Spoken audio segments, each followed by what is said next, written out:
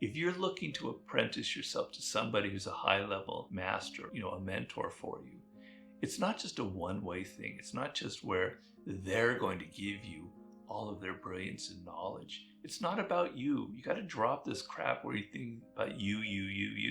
It's also about them. They used to have, back in the days when people were smarter about life and about what it takes to have success, they used to have controlled apprenticeships where you would go to learn a craft. I'm talking about the Middle Ages, basically. You would go to learn a craft, whether it was masonry or carpentry or painting or any of the great crafts back then. You would spend 7 years working to learn from a master. You were an apprentice. And during those 7 years, your work was intensive. And then afterwards, you were tested.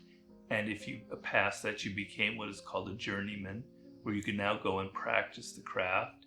And then maybe after 10 years of that, you'd become a master, a qualified master.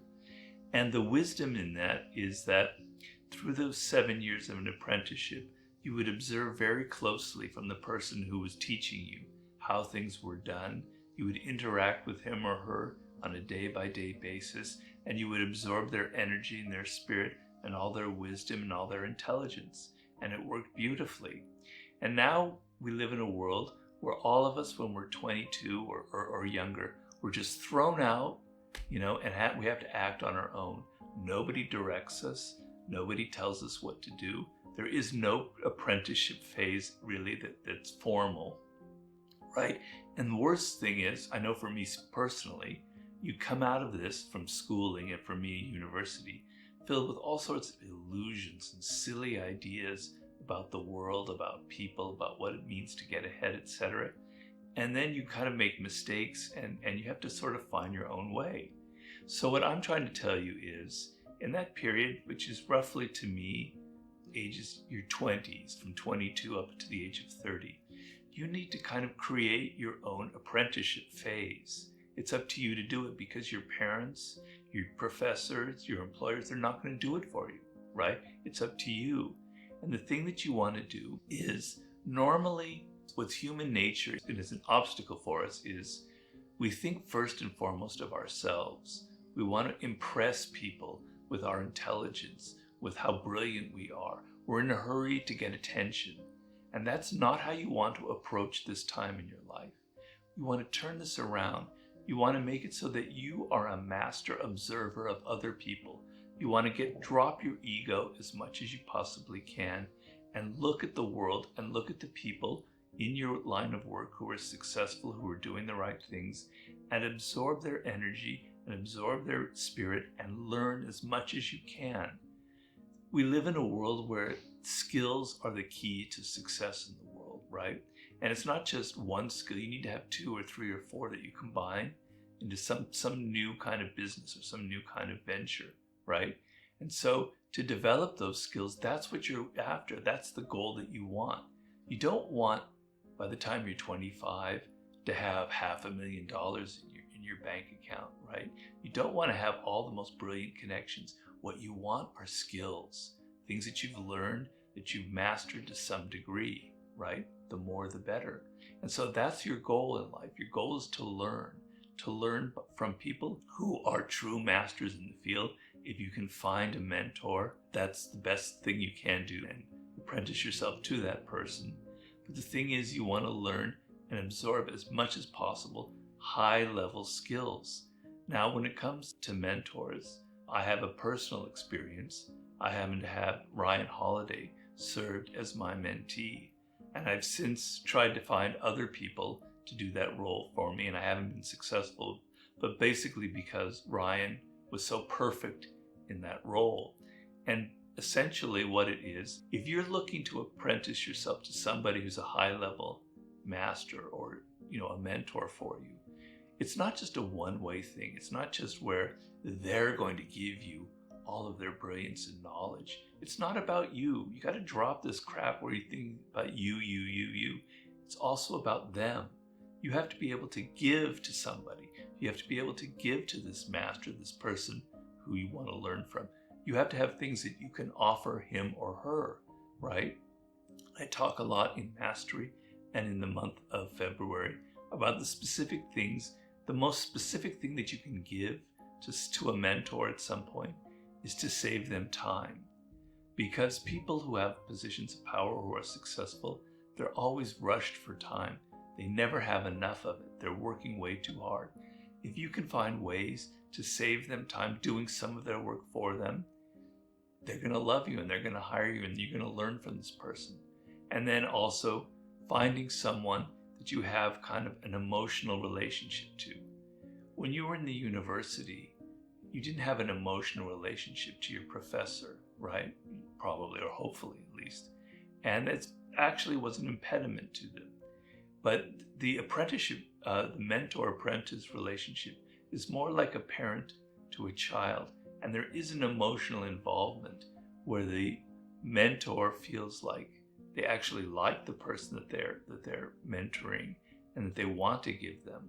And this attachment between the two of you creates an opening where you're able to learn from them on a higher level. So taking this seriously, taking your 20s seriously, yes, it's a time for experimenting and adventure. I'm all for that. But your goal is to learn as many skills as possible.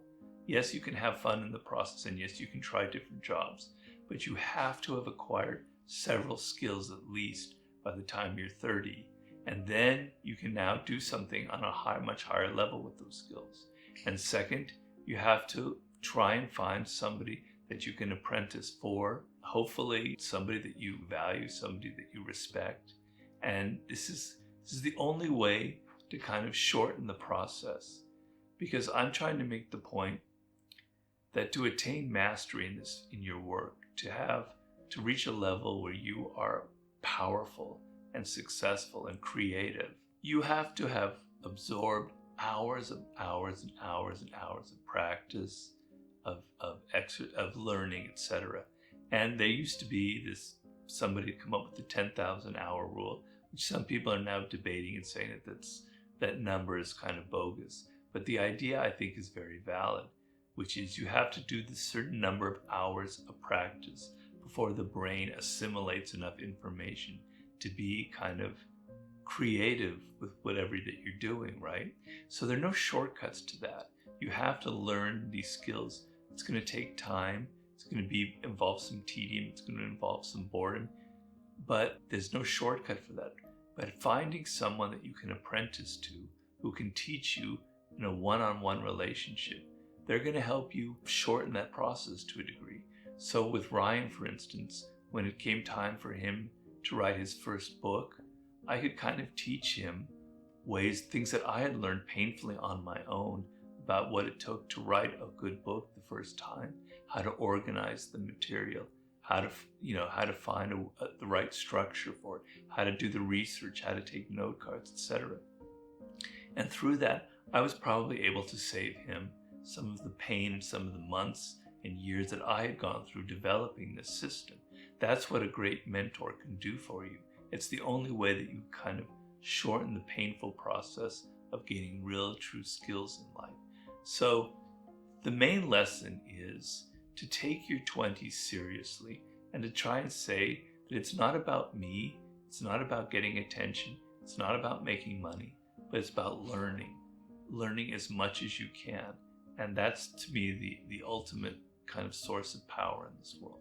It's extremely, extremely gratifying. It makes me feel like, yeah, I had something to teach somebody, and he, I've tried doing this with other people as well, because I like the feeling of giving back to others, because I've had success and I have a reasonably easy life compared to what a lot of people are going through. And there's a little bit of guilt involved in that, and I want to give back to other people things that I've learned, and I've tried with other people to do something similar. It hasn't worked so well because they don't listen. They're all full of themselves. They think that they know what it is. They're in their 20s, but they're full of hubris. They think that they know better than I do what it takes to become successful. And Ryan is the only person who actually listened to me, who actually observed, who actually could lower his ego. And it's kind of ironic because he wrote the great book on that, The Ego is the Enemy. But it was true about him. I mean, I met him when he was 19. It was true about him when he was in his early 20s. He could drop his ego. I could criticize him, which is something that is a valuable lesson for people out there. You know, sometimes you have to be able to take criticism, and it's painful and it hurts. But if your teacher, if your mentor can't criticize you, every time you criticize them, they take it personally and they get all upset and they get their back up. There's no point to it. You're not going to learn. But Ryan is the only person I can remember who, when he was doing research for me for my book, 33 Strategies of War, I gave him direction. I said, this isn't quite what I was looking for. This isn't quite right here. We want to go in this other direction. I was sort of gentle with it, but I was kind of firm. He never got upset. He listened to it. And the next time around, he demonstrated to me through his research reports that he got exactly what my idea was. And so, you know, a person like that is 1 in a million, I'm afraid. And I've discovered the hard way that there are not so many people out there like that. But I know from my vantage point, finding just one person like that is immensely satisfying because it kind of validates me. I mean, it's not really about me, but in some way it gives me a sense of satisfaction. And then, of course, now he's so much more powerful and famous than I am that there's a sense of envy that I have for my own former apprentice who has outshone the master. I'm basically joking there, but there's a little bit of truth to that. But anyway, I'm extremely satisfied for him.